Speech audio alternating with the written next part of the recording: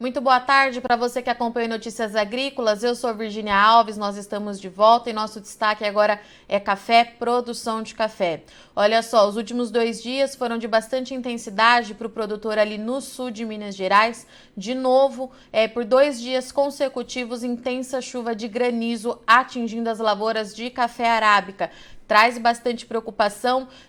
Todos os técnicos ali da região estão em campo nessa quarta-feira, dia 9 de novembro de 2022, para fazer o levantamento e entender melhor quais são os impactos na produção do ano que vem. Mas fato é que as imagens chamaram muito atenção, viralizaram ontem de novo nas redes sociais, e as primeiras informações que a gente tem nesse dia seguinte é que pelo menos 30 municípios produtores de arábica foram atingidos pelo fenômeno climático. É bastante coisa, estamos falando da principal região produtora de cafés do país e hoje a gente vai tentar entender então um pouquinho da sensação do que está acontecendo com esse produtor neste dia seguinte. Lembrando que ainda tem previsão de chuva para Minas, então o produtor está bastante preocupado e é claro que a gente vem falando muito aqui no Notícias Agrícolas. Até aqui, 2023 era visto aí como uma possível recuperação para a safra do Brasil, principalmente quando a gente fala ali no sul de Minas Gerais, região que foi bastante castigada com seca e geada nesses últimos 2 anos. Bom, dito isso, quem vai conversar com a gente agora é o Fernando Barbosa, cafeicultor e também faz parte da associação lá de São Pedro da União, no sul de Minas, e ele passou a manhã hoje com outros colegas por lá para tentar levantar o impacto disso tudo para o produtor e saber como é que estão as coisas por lá. Dito isso, Fernando, seja muito bem-vindo mais uma vez, meu amigo. Obrigado, Virgínia. Obrigado a todos que nos acompanham. Nós estamos à disposição. Fernando, de fato, nós estamos conversando, né? Eu e você estamos batendo esse papo desde ontem, no meio da tarde, desde as 15 horas da última terça-feira. Uma chuva muito significativa, atingiu bastante gente. Enquanto você fala que eu vou pedir para o nosso técnico do estúdio colocar as imagens que você me enviou. Como é que estão as coisas por aí, Fernando? Primeiro de tudo, me conta como é que foi ontem, se foi uma chuva rápida, se teve volume, precipitação, ou se essa chuva de fato só trouxe problema aí para o produtor do sul de Minas? Virgínia, o que a gente tem observado é que hoje a comunicação está rápida, né? Hoje, a cada segundo, mesmo que as previsibilidades do clima, você possa antecipar algumas medidas, como é a questão de chuva de granizo ou até mesmo outros intempéries, é difícil você estar, assim, precificando e talvez tomando algumas medidas. No caso de ontem, o cenário foi até, assim, um pouco aterrorizante em questão do que os produtores observaram diante do fenômeno climático. Teve uma chuva no período da tarde, onde que era previsível, principalmente tinha um alerta já sobre a região, né? A nossa mesorregião sul e sudoeste de Minas, principalmente realmente esse fato ocorreu. Muitos vídeos viralizaram nas redes sociais, na internet, e esse cinturão é um cinturão cafeeiro, onde o impacto maior na economia tanto nessa região como indiretamente também na zona urbana, né? Porque nós tivemos também, como Campos Gerais, principalmente, que é uma região que foi afetada a área urbana. Então, onde nós tivemos um volume expressivo aí de 22 milímetros aqui em São Pedro da União, alguns lugares até mais, né? Até mais de 22 milímetros, porém, onde que a gente tem atuação, onde que nós moramos, a gente observou que foi assim um cordão que passou de chuva, onde que teve lugares que tiveram chuvas com granizo e outros lugares teve até granizo sem chuva. Então isso aí acabou assim gerando muita preocupação e para mensurar isso foi ocorrido hoje, né? Justamente a hora que você vai a campo observar, porque ontem estava no período da tarde, muito pessoal já estava, alguns da zona urbana, estavam fazendo postagem do fenômeno que aconteceu. Na zona rural, o impacto ele vem de 2, 3 dias depois que você observa a desfolha, observa o que aconteceu realmente no campo.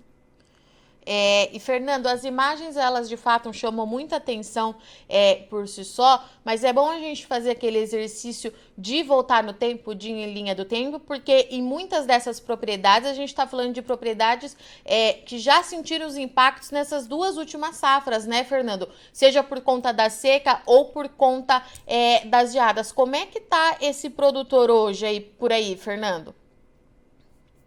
Essa recorrente de fatores, né, tanto climático como mercadológico, acaba ficando na mão do produtor. Essa questão de, por exemplo, nós viemos de uma frustração com a geada afetando algumas lavouras. Aí o produtor já estava se recuperando dessa questão da geada, uma seca prolongada acabou afetando principalmente as lavouras mais novas, né?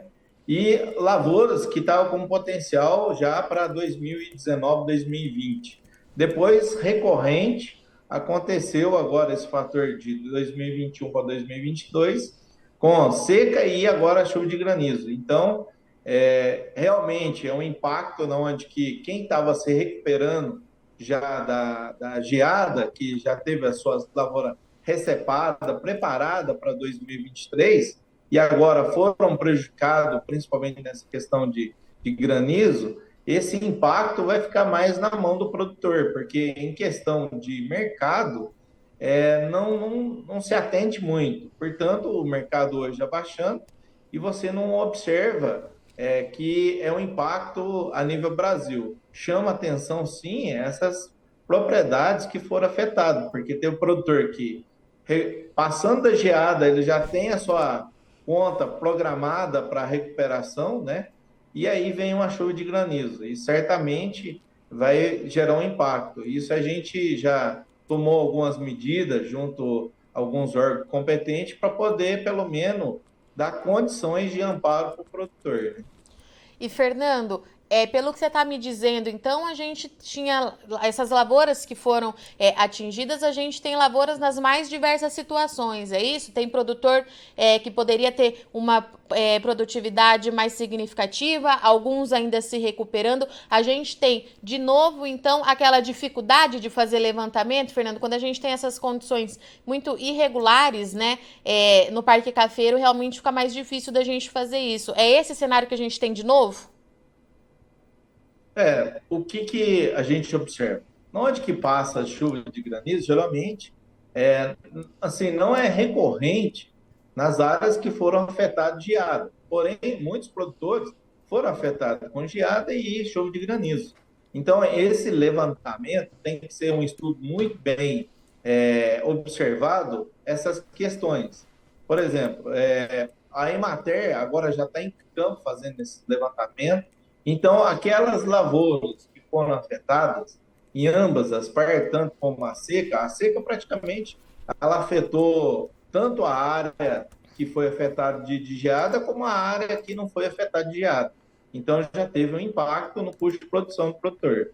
Agora, áreas na onde que passa chuva de granizo, ela praticamente é um cordão, na onde que tem uma dimensão de área que pode ser morro, pode ser serra, não tem bem uma precificação de altitude, não tem, por exemplo, a geada ela tem uma régua, né? Geralmente ela afeta aqueles pontos torrenciais que geralmente são a nível propício de geada. Agora, a chuva de granizo já é totalmente diferente, então tem que estar atento, principalmente na hora do preenchimento do laudo, para que essa situação venha proteger o produtor.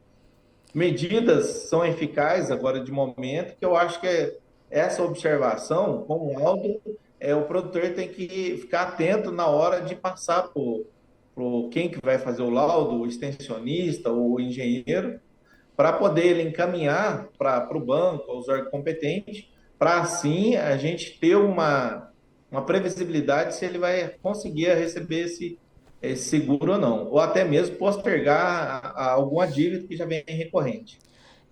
Fernando, e me fala uma coisa, como é que foi, de modo geral, assim, o pegamento da florada por aí? Como é que estavam essas lavouras? Olha, Virgínia, para dizer a verdade para você, eu acredito que ainda é frustrante, nós vamos ter muitas situações que vai se encontrar que o parque cafeeiro ele não está muito preparado para uma superprodução como a gente tem ouvido os comentários do pessoal falando super safra. Por quê? Os custos elevaram muito, então muitas formas de aplicabilidade de insumos no solo, o pessoal acabou cortando um pouquinho, e com isso também a seca também veio afetando, e a florada, ela não teve aquele pegamento que era observado, que seria para uma safra cheia, porque as lavouras em si, elas não estavam com situações para carga cheia. Então, nós vendo a carga média, como esse ano, eu acredito que a safra do ano que vem seria próxima. Agora, com esse impacto da geada, eu acredito que vai ser até mais frustrante ainda a quantidade de café para recebimento.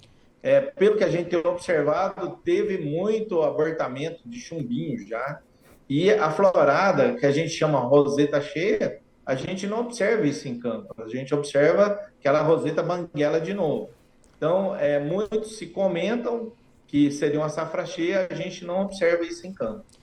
Quando você fala para mim em carga média, Fernanda, a gente está falando de quantas sacas mais ou menos por hectare, só para eu entender essa conta. A gente observa que o potencial de quantidade por hectare acima de 40 sacos, 40 acima, até mediana a nível de Brasil, em torno de 27 a 30 sacos por hectare, eu acredito que nem vai dar esses 27 sacos por hectare. Eu acredito que só nessa perca de chumbinho aí vai ter em torno de 15% isso aí de perca. Isso é fato. A maior parte do pessoal que a gente conversa, e até mesmo dentro da associação, o pessoal tem comentado que essa perca ela já é significativa. Muitos ainda se dizem cedo para mensurar, né, diante até dos levantamentos, mas a gente já tem alguns dados que os produtores relatam visualmente, até pelo processo de manejo, que há uma quebra significativa aí já. Fernando, então, nesse momento, né, qual que é a orientação que a gente deixa para esse produtor que foi atingido pelas chuvas desses últimos 2 dias? Qual que é a primeira coisa que ele precisa fazer na sua lavoura? Quem que ele precisa buscar por ajuda? O que que ele faz? Qual que é a orientação que a gente deixa? Tem que ter muita cautela, principalmente nas tomadas de decisões, principalmente o que ele vai fazer na lavoura.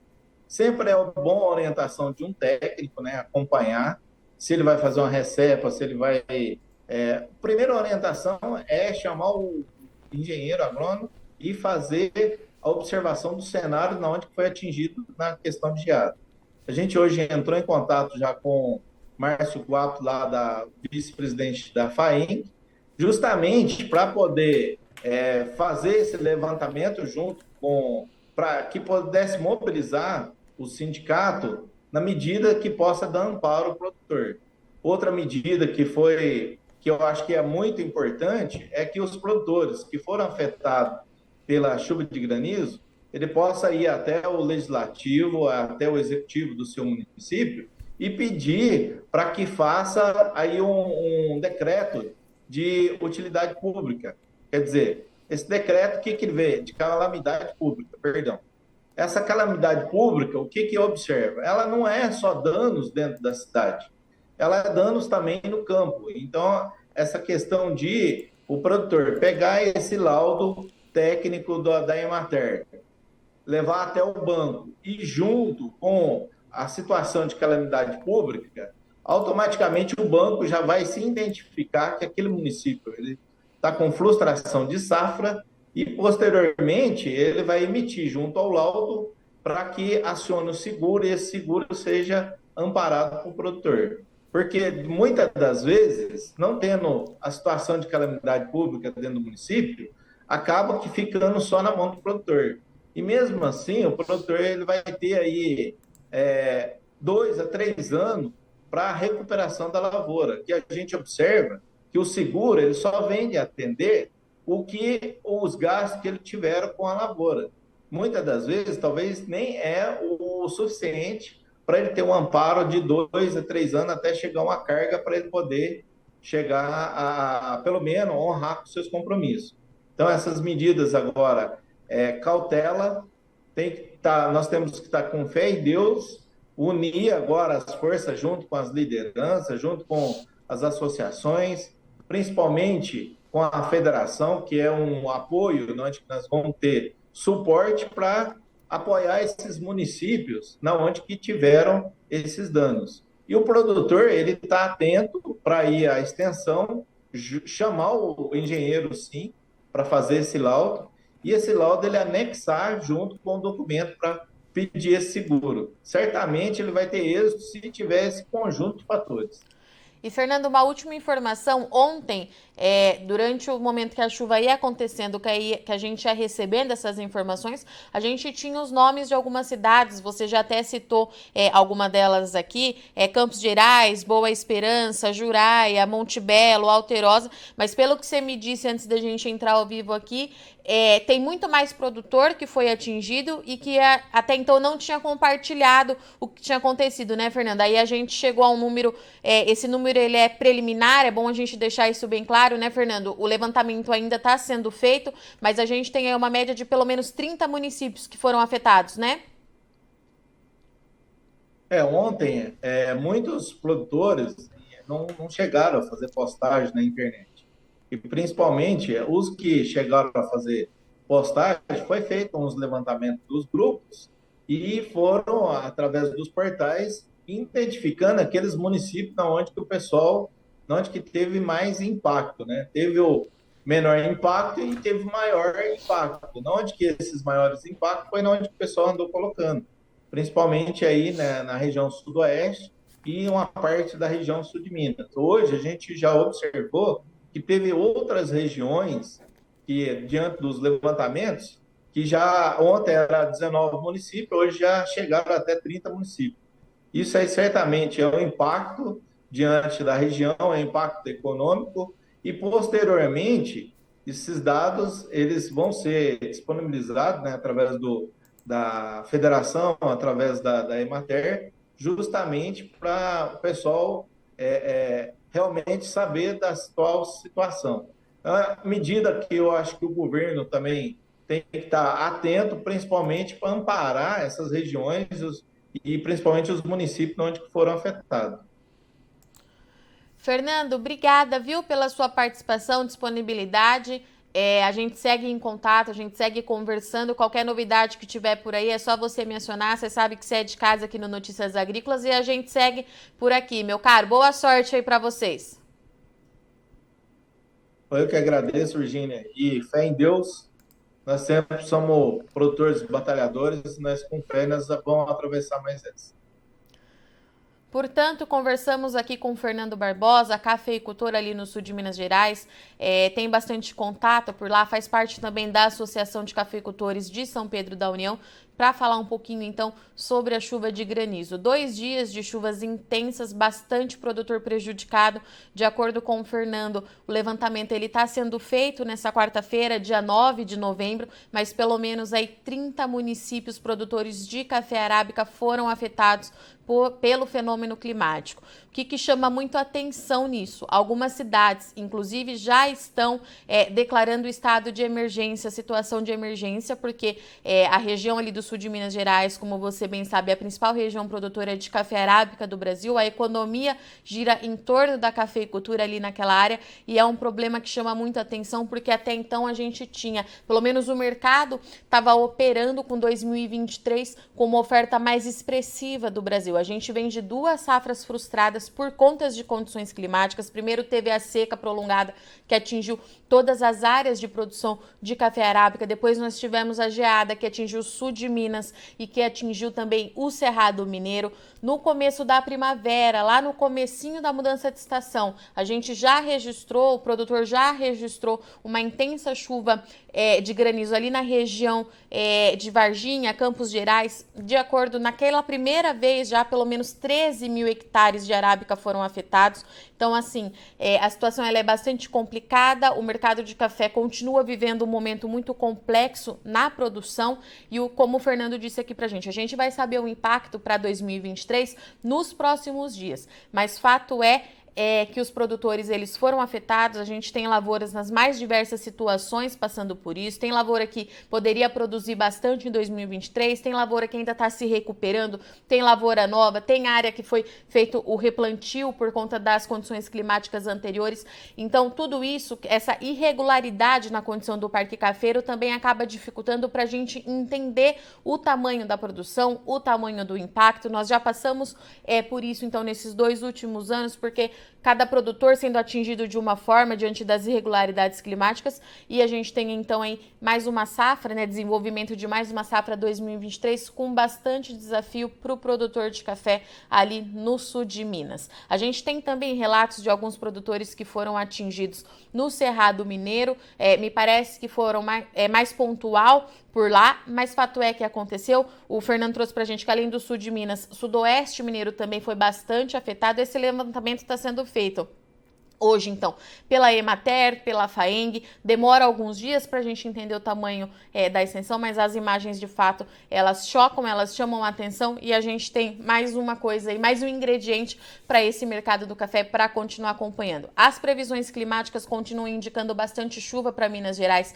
nos próximos dias. Eu conversei, então, com o Instituto Nacional de Meteorologia para entender o que está acontecendo, o que justifica essa chuva de granizo muito intensa. E de acordo com Andréia Ramos, meteorologista do IMET, o granizo é uma característica da primavera. As altas temperaturas que são registradas nesse período do ano, a umidade do ar e o avanço de áreas de instabilidade acabam favorecendo a formação de granizo, e é justamente isso que está acontecendo. De acordo com ela, enquanto os modelos meteorológicos estiverem indicando então previsão de chuva, há o risco para queda de granizo. O IMET tem um alerta então para Minas Gerais, válido até às 10 horas de amanhã, tempestade, risco de granizo, ventania. A gente precisa ver como é que vai se comportar o clima então nessa reta final dessa quarta-feira. Uma outra coisa que chamou muito a minha atenção, a gente conversando com os produtores nessas últimas 24 horas, que os modelos de fato, eles indicam bastante chuva, precipitação expressiva. O mercado, inclusive em Nova York, está operando com base nisso, pressionou bastante as cotações, mas essa chuva ela não está chegando com os bons volumes, de acordo pelo menos com vários cafeicultores que eu conversei ontem, e chega então com intensidade, mas os volumes não são tão, não é o ideal que a planta precisaria nesse momento. Tudo isso são informações preliminares, a gente precisa continuar acompanhando com muita cautela para esse mercado que é muito sensível, está ainda mais sensível, mas fato é que a gente tem aí mais uma série de produtores, muitos produtores impactados pelas condições climáticas nas áreas de café arábica, tá certo? Eu sou Virgínia Alves, agradeço muito sua audiência e companhia até aqui. A gente continua aqui no Notícias Agrícolas, então, todo mundo buscando as informações para você continuar sendo o cafeicultor mais bem informado do Brasil. Se inscreva em nossas mídias sociais. No Facebook, Notícias Agrícolas. No Instagram, @Notícias Agrícolas. E em nosso Twitter, @Norteagri. E para não perder nenhum vídeo, não se esqueça de nos acompanhar no YouTube e na Twitch, Notícias Agrícolas Oficial.